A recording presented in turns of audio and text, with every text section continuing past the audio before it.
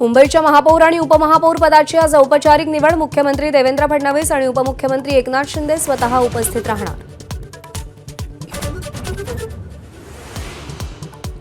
सुनेत्रा पवार दिल्लीत पंतप्रधान आणि अमित शहांची भेट घेणार। उपमुख्यमंत्री झाल्यानंतरचा पहिलाच दौरा।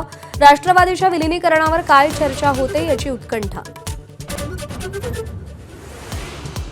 चंद्रपुरात ठाकरे सेनेनं काँग्रेसचा गेम केल्यानंतर आता परभणीमध्ये महापौर पदाच्या निवडणुकीत ठाकरे सेनेची अडचण वाढली। मात्र खासदार बंडू जाधव म्हणतात काँग्रेसची निवडणुकीपूर्वीच आघाडी आणि राष्ट्रवादीही सोबत येण्यास तयार।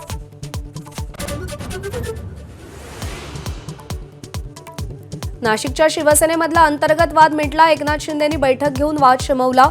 सव्वा वर्ष उपमहापौरपद या फॉर्म्युलावर शिक्कामोर्तब झाल्याची सूत्रांची माहिती। पुण्यामध्ये भाजपच्या एकूण 70 बंडखोरांचं पक्षातून निलंबन। प्रदेशाध्यक्ष रवींद्र चव्हाणांकडून 6 वर्षांसाठी निलंबन।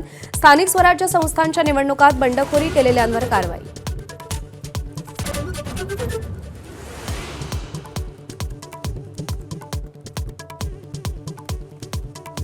लोकसभेत आजही अर्थसंकल्पावर चर्चा। दुपारी 12 वाजता राहुल गांधी बोलण्याची शक्यता।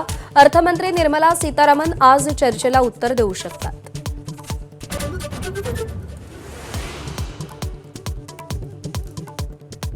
पोलीस दलात 15,631 पदांसाठी आजपासून शारीरिक चाचणी। शिपाई, चालक, सशस्त्र पोलीस आणि कारागृह शिपाई पदांसाठी भरती।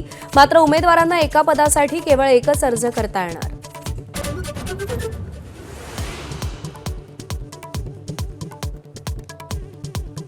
वंदे मातरम या राष्ट्रगानाची आता 6 पदं गाणं बंधनकारक। केंद्रीय गृह मंत्रालयानं नवे आदेश जारी केले। शासकीय कार्यक्रमात 6 पदं आणि 3 मिनिटं 10 सेकंदांचं वंदे मातरम वाजवलं जाणार। राष्ट्रगीतही सोबत असेल तर आधी वंदे मातरम वाजवलं जाणार।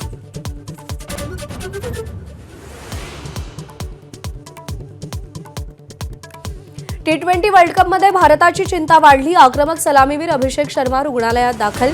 अभिषेकच्या जागी वॉशिंग्टन सुंदरचा संघात समावेश शक्य। भारताची उद्या नामिबिया विरुद्ध लढत।